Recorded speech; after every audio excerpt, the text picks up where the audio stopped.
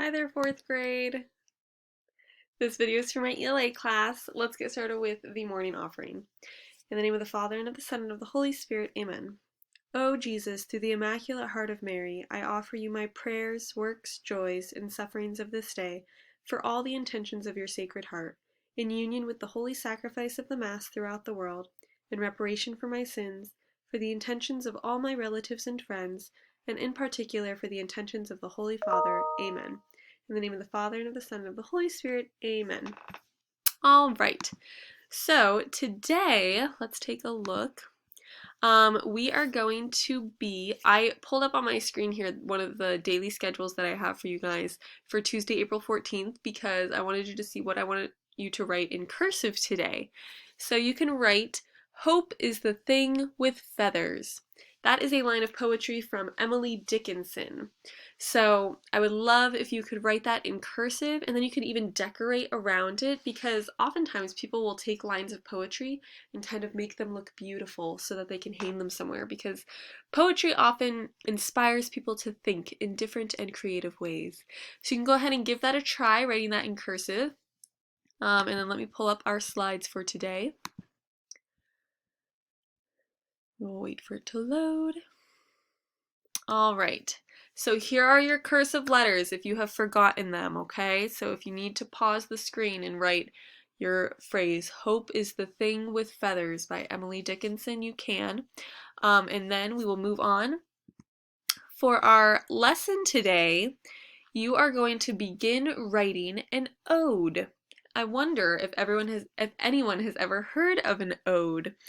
An ode is actually a type of poem. So this kind of poem is one that celebrates something ordinary as quite extraordinary. So you can take examples of anything from like a pencil to your toothbrush, or maybe even, let's see, some grass or a ladybug or things like that. So you could pick anything.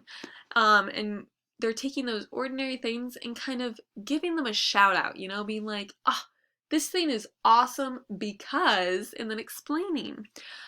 So odes are really fun, and it's a really fun way to get into poetry. So this week you are going to write an ode, and it'll be due this Friday. So throughout the week, I want you to make sure that you're working on it, editing it, and perfecting it. And if I see that some of you have been working on it on your online writing journals, I'll go ahead and leave a comment here and there so you can tweak it or make any corrections that you might want to make. I do want you to use these guidelines when working on your odes, okay? So you have to pick an ordinary place or thing. It can be anything. I'm letting you guys just go wild with your imagination here. Give your subject praise or thanks. So you might say, "Oh, blank." And so if you wrote a poem about a pencil, you might say, "Oh, pencil, I love holding you in my hand," or something like that.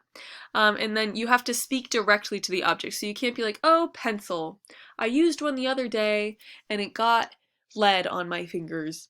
No, you have to make sure that you are speaking directly to the object. So if you're writing about a pencil, you might even want to grab a pencil and have it in front of you and be like, "Oh, pencil," and start talking to it. I know it seems a little weird. Maybe. I might do this all the time, but it's fine. But you should definitely try it, because that's where some of your best ideas might come from, by pretending to talk to this object. I'm sure your brains will come up with some very creative things. I want you to make sure you're using adjectives to describe it. So remember, adjectives are those words that describe things, like delightful, or sparkly, or spotted, or tall, green, box-shaped, things like that. So use many adjectives to describe, okay? Because those make your writing so much more colorful. And you're kind of describing the object, right? You're writing an ode. You're celebrating that object. So what about that object do you want to celebrate? And then use verbs to bring that object to life. So you can say, "Oh, pencil, dancing upon my paper with a beautiful, smooth way of writing. You can use like dancing, you know, that's something that you wouldn't normally think of a pencil doing, but in many ways it does, as it like does its twirls and curves on the paper. And that actually is using a poetic device, which we have talked about and learned about here and there, called personification. So the pencil is taking on qualities that we might have. So a pencil dancing isn't something that you would normally say a pencil would do, but a person could dance. So you're kind of bringing that object to life by using personification. And finally, you can use repetition. So you can use repeated lines in your poem. That kind of helps to emphasize the celebration that you're encouraging in your ode. And we'll take a look at an example here that I wrote. I wrote an ode to my dog. Her name is Nellie, as you know.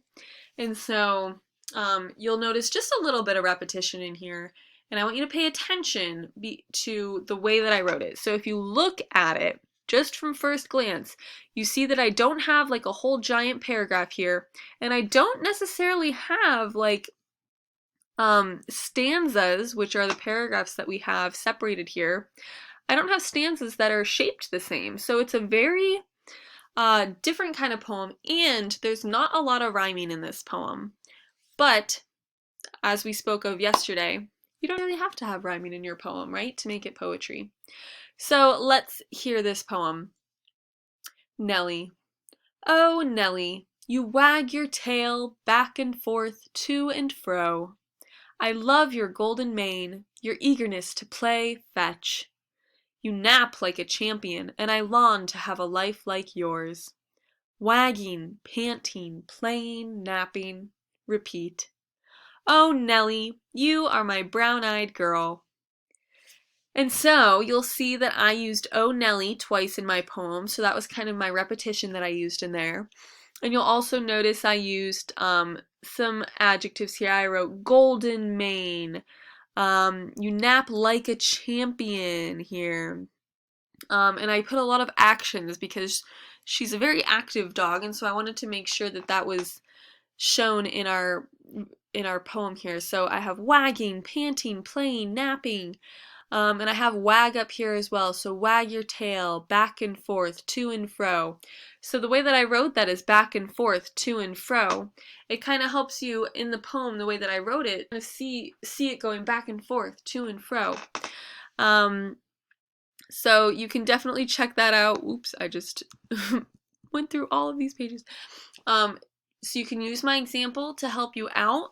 I'm very excited to see what you come up with. Please get started on these today so that I can go ahead through and check it out, offer some suggestions and things.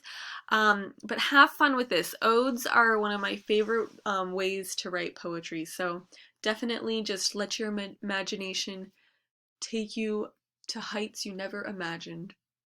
Except now you are, because you're using your imagination to imagine them. So go be creative, 4th grade. That's all you have to do for today. Be creative and start writing your ode poem, and make sure you write that cursive sentence out. Please let me know if you have any questions.